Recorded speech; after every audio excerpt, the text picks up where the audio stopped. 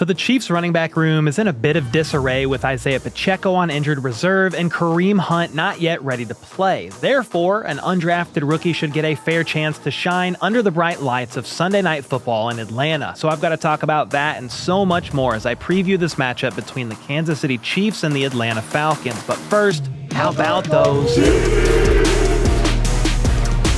All right, so the Chiefs take on the Falcons in primetime on Sunday Night Football for this Week 3 matchup. The Chiefs are currently 3.5-point favorites despite playing on the road, and the Falcons getting a wild Monday night victory over the Eagles. Something to note here is that even with that win, Kirk Cousins has struggled to get primetime wins in his NFL career. This is pretty well known, but he has a record, even after this win, of 13-20 in primetime games. Meanwhile, Patrick Mahomes has a record of 17-4 just in the month of September, which is the best record of any team since he has become a starter. Then, of course, Kansas City is number 1 on the power rankings. Meanwhile, I personally have the Falcons at 18th. They did move up after the Eagles' victory, but this team is still nothing to sleep on, and the Chiefs will need to play a great game in order to win. They can't just come in there and have 3 turnovers and expect a win like last week. That is pretty much an anomaly, and a look at how much of an anomaly that game actually was.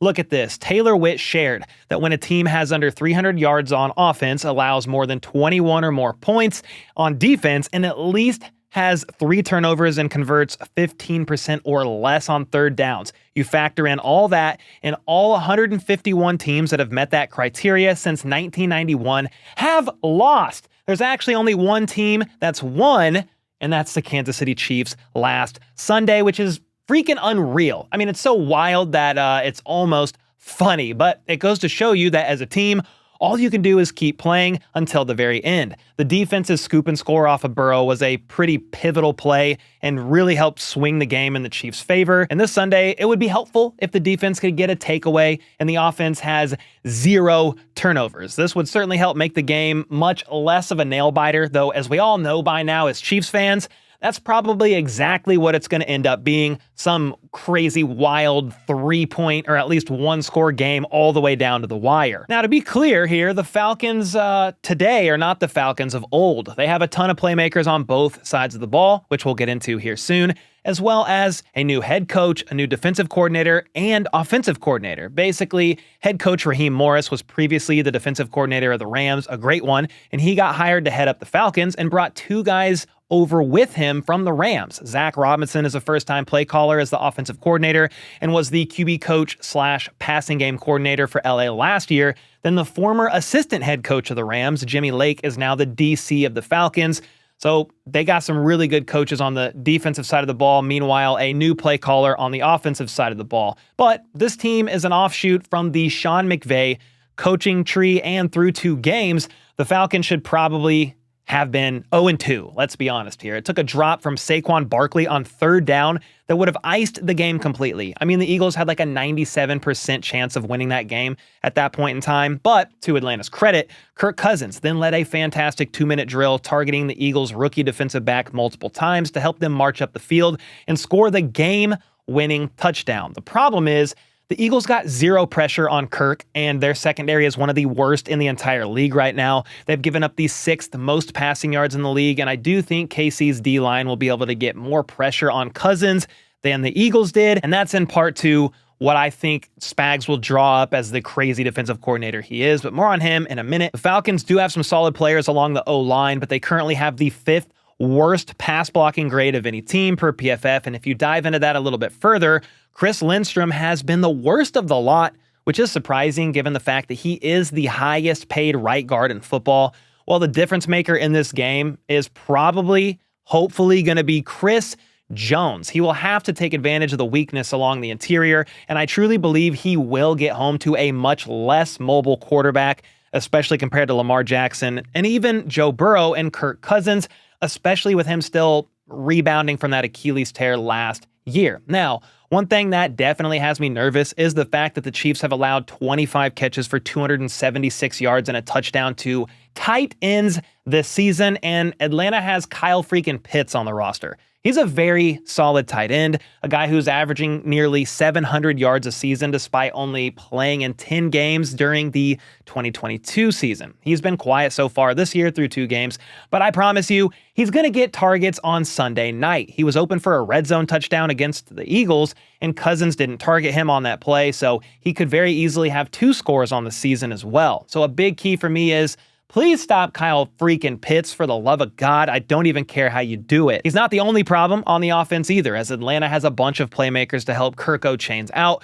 and I'm going to get into who they are. Then I'm going to switch sides to the offensive side for Kansas City and how the offense can get the best of ATL, as well as an injury report. But before I do, I've got my pick'ems in for this game against the Falcons. Of course, I'm using Underdog, the season-long partner of the channel, where new customers can get up to $1,000 in bonus cash using code HBT. I'm going with Mahomes as lower on passing yards this week because Atlanta's secondary is solid, but they are currently also allowing the 6th most rushing yards per game of any team. And I know the Chiefs running back room is a bit of a question mark right now, but I think they get some momentum going with Steele and company, and that's why I'm going to hit the higher on Steele's 11 rushing attempts. He had 7 carries against the Bengals last week. That was with Pacheco in there, and with him out, I would not be surprised if he didn't get plenty more than 11. Next, Atlanta's red zone defense is only allowed a touchdown 28% of the time, tied for 5th best. Meanwhile, the Chiefs are around 20th right now in scoring touchdowns in the red zone. So give me the higher on Butker's 1.5 field goals. Then I'm spamming the higher on Kyle Pitts' 38.5 receiving yards, considering the Chiefs are giving up 138 yards per game to tight ends right now, and I wish that was a typo. Lastly, give me a Chris Jones sack in this game since the NFL took away his half sack from last week, and I think he's going to end up getting to Cousins, who isn't extremely mobile coming off that Achilles injury. So there we go. I put a quick $10 down on these for a chance to win 23x on my money. And whether you agree or disagree with these pick'ems, you can sign up using promo code HBTC to build your own for this weekend. Any game you want. CeeDee Lamb is also a gimme pick, which I used in my NFL-wide pick'ems. You can see it here. Won't break them down, but again, there's a gimme pick, lots of things going on, and any new sign-up using code HBTC will get up to $1,000 in bonus cash, plus a pick'em special in the lobby. All right, as far as some other playmakers outside of Kyle Pitts and the tight end room go, their wide receiver room is a pretty good one. Darnell Mooney was a great addition, wide receiver 2 for the team, and had a great game last week. Ray McCloud is no slouch, and former first-round pick Drake London, he had the game-winning touchdown last week, and then he nearly had 1,000 receiving yards last year with very poor quarterback play. So Trent McDuffie is going to have his hands full, and the good news here is Jalen Watson has been progressing in an upward trajectory as the team's cornerback too, per the words of defensive backs coach Dave Merritt. He had a pretty good game last week, so that's a positive there as far as the cornerback room is concerned. You also got a good safety room with the Kansas City Chiefs. Justin Reed has a bit banged up hand. He's not on the injury report, but he cut it up pretty bad last week. He's going to play, though. Brian Cook, obviously going to work in there. Chamari Connor has been playing in the slot quite a bit. Jaden Hicks might get some more work in there as a rotational guy, and he's a guy that you can't sleep on either. So overall, pretty solid safety room for the Chiefs, and I think they're going to be able to do enough to stop the Falcons passing game for a few different reasons. If you can get to Kirk and disrupt his timing for starters, it's definitely going to affect their passing game, and that's why defensive coordinator Steve Spagnuolo is a big key factor to win this game, in my opinion. I anticipate he will send pressure from every which direction to try and confuse Kirk Cousins and ruffle his feathers.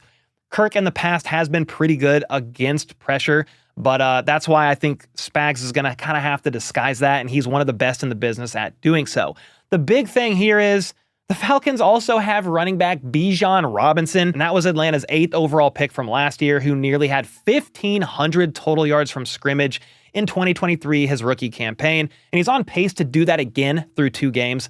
Limited sample size, I know, but still. He's also a top 5 receiving back among everybody in the NFL right now. So he's yet another guy Casey is going to need to keep close eyes on. If Atlanta can get an effective run game going, it will help open up the passing game. I'm just glad Kirk Cousins isn't very mobile because it makes things a little less complex. But as you should be well aware of by now, Atlanta basically has weapons galore on offense, plenty of options here. They have struggled scoring points, though, thankfully, averaging just 16 points per game so far, while the Chiefs' defense is allowing an average of 22.5 points a game.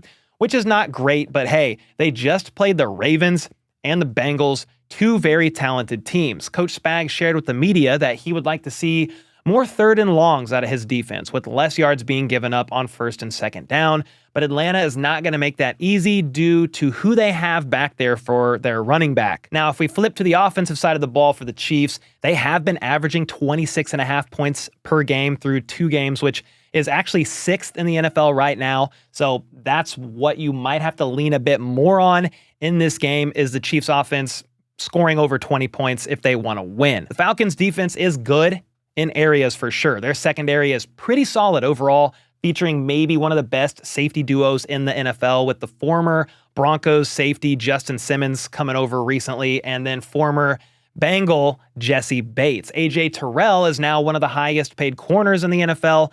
He's struggled a little bit here, but he's still solid. And then former Chief Mike Hughes is playing some decent ball right now also. However, they've been tested against the Steelers, quarterbacked by Justin Fields, and then the Eagles without A.J. Brown. So they haven't really gone up against a true passing threat yet, and that is what KC will present to them this Sunday, at least in compared to the Eagles and the Steelers. And I'm going to get to the run game in a moment, because what's going on over there is probably going to force KC to lean even more heavily on their passing game, but it's going to be interesting to see how the Falcons handle Travis Kelce.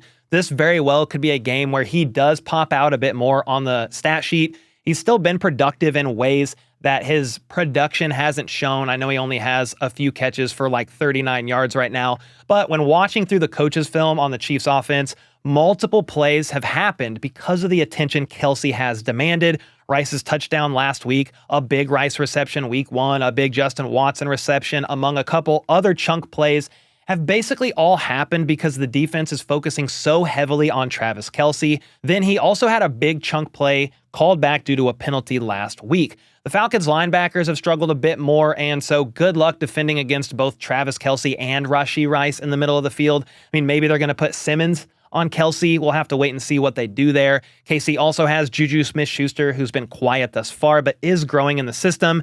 He's been here for a few weeks now, so he will slowly get worked in more and more here. You also have the ever-so-faithful Justin Watson, and of course, the absolute scorcher in Xavier Worthy. The Falcons may try and sell out against the pass, and that's why KC's run game, even sans Isaiah Pacheco, who's on IR, is going to be pretty important here. Andy Reid spoke with the media today and said the newly re-signed running back Kareem Hunt has looked good in practice this week. He's in decent shape and got a lot of reps in with the scout team as he gets back in football shape, but they won't elevate him for the game this Sunday. Andy pretty much made it seem like he wants him to have more time in the system first, which makes sense. He's been here like 2 days. That means it'll be a heavier workload from Carson Steele, who Matt Nagy said the staff has a lot of confidence and trust in. And then the third down back, Samaje Perine, should see his workload increase as well. Keontae Ingram, veteran that spent a couple years with the Cardinals, has also been signed from the practice squad to the active roster.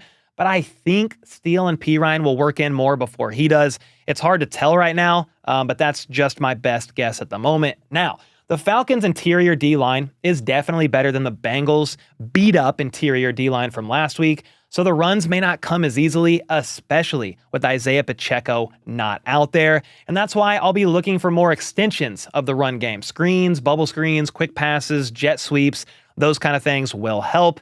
But I also hope that KC can push the ball a bit down the field, because if they demand the respect there, it will make things a bit easier on the run game overall. Now, aside from the running back room, I do have concerns about the left tackle spot. Kingsley Suamataia got absolutely worked over by Trey Hendrickson last week. And this week, Andy Reid said that both tackles, Wanye Morris as well as Kingsley, are going to be playing in this game. Quote, "We'll see how it goes as we roll. Both are ready to go." Now, thankfully, the Falcons don't have Trey Hendrickson on their D-line. Hendrickson's like a top 6, top 8 pass rusher in the entire league, but 31-year-old Grady Jarrett is playing well. And then they just traded for Matthew Judon from the Patriots back in August. So that'll probably be the matchup to watch, Kingsley or Wanye against Judon. However, the Falcons' defense is actually dead last in pressure rate, 32 out of 32. That should help Mahomes get things going, and is definitely part of the reason why I think the Chiefs will have success in this game. Mahomes should have a bit of a cleaner pocket, and even times when he does not, he can extend the play among the best of them, even probably the best out of everybody out there. And we'll see if Atlanta's secondary can hold up on these scramble drills, especially if their pass rush cannot get to Mahomes. All in all, it's going to be an interesting game in which the Chiefs are favored by just about everybody to win this game. And I personally, I know I'm biased, but I think the Chiefs can win this game, and I have them winning 24-17, but it's much respect to the Falcons in this one, who are looking to make a name for themselves after beating Philly last week. And then if they get this W against the back-to-back Super Bowl champs, that's kind of a stamp it game. Hey, we are actual real threats here in the NFC. But hey, with all that being said, let me know your thoughts on this game in the comments down below, your score predictions, and how you think it's going to end up going. And I do want to glance at the Chiefs and Falcons final injury report before I get out of here. Honestly, the injury report looks pretty good for both teams. There's a lot of teams in the NFL dealing with hella injuries, basically. I'm not from the West Coast, but there you go.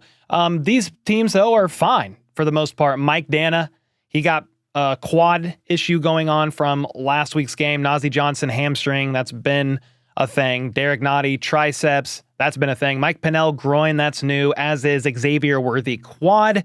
But again, all these guys fully participated all week at practice. No game designation of questionable, doubtful, none of that. They're all playing. And the Falcons have the same stuff going on here. There's a lot of guys. Tyler Algier, he's going to be one of the running backs to keep an eye on, but he went from limited to full all week with a hip. None of these guys, James Smith-Williams, Taquan, Graham, Grady Jarrett, he had a rest day. Antonio Hamilton, David Onyemata, and Jake Matthews, all these guys are going to play. So the injury report overall looks fine. Both of these teams are pretty freaking healthy. So let me know your thoughts on this game, man. I do think Carson Steele is going to get an opportunity to shine. He's going to get some carries. I don't know that he's going to be outshadowed by Keontae Ingram as far as reps go. If that would have been the case, Keontae Ingram would have been the guy on the roster, and Carson Steele would have been the guy on the practice squad. So let me know your thoughts on how you think Carson Steele is going to do. And until next time, let's go. Let's freaking go. How about those?